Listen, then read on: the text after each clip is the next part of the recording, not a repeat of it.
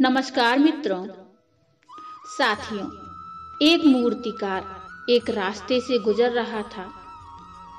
उसने एक पत्थर की दुकान के पास एक बड़ा सा संगमरमर का पत्थर पड़ा देखा, और वो भी रास्ते के किनारे पर। उसने दुकानदार से पूछा कि ओ भाई, सब पत्थर संभाल के भीतर रखे हैं, ये पत्थर बाहर क्यों डाला है?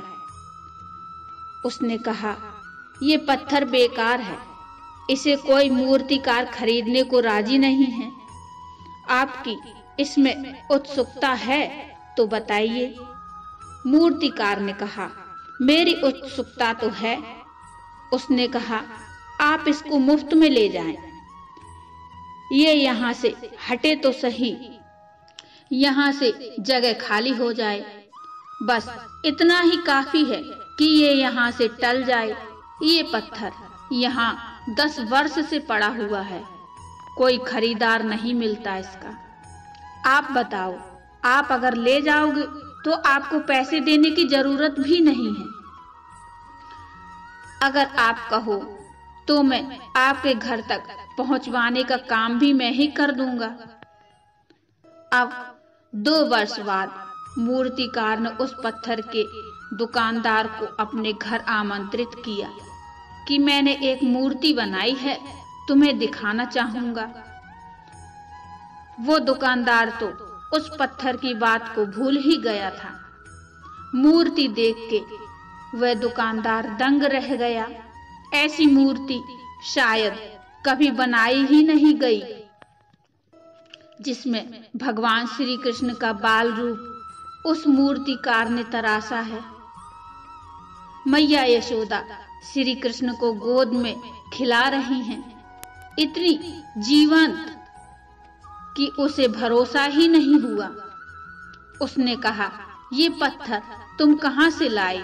इतना अद्भुत पत्थर तुम्हें कहां मिला? मूर्तिकार हंसने लगा। उसने कहा, ये वही पत्थर है जो तुमने व्यर्थ समझ के दुकान के बाहर फेंक दिया था और मुझे मुफ्त में दे दिया था। इतना ही नहीं, मेरे घर तक पहुंचवा दिया था। वही पत्थर है। उस दुकानदार को तो भरोसा ही नहीं आया। उसने कहा, तुम मजाक करते हो। उसको तो कोई लेने को तैयार भी नहीं था। 2 पैसे देने की तो कोई बात ही नहीं करता था। तुमने उस पत्थर को इतना महिमा रूप, इतना लावण्य दे दिया है। तुम्हें पता कैसे चला कि ये पत्थर इतनी सुंदर प्रतिमा बन सकता है? मूर्तिकार ने कहा, भाई, आंखें चाहिए, पत्थरों के भीतर देखने वाली आंखें चाहिए।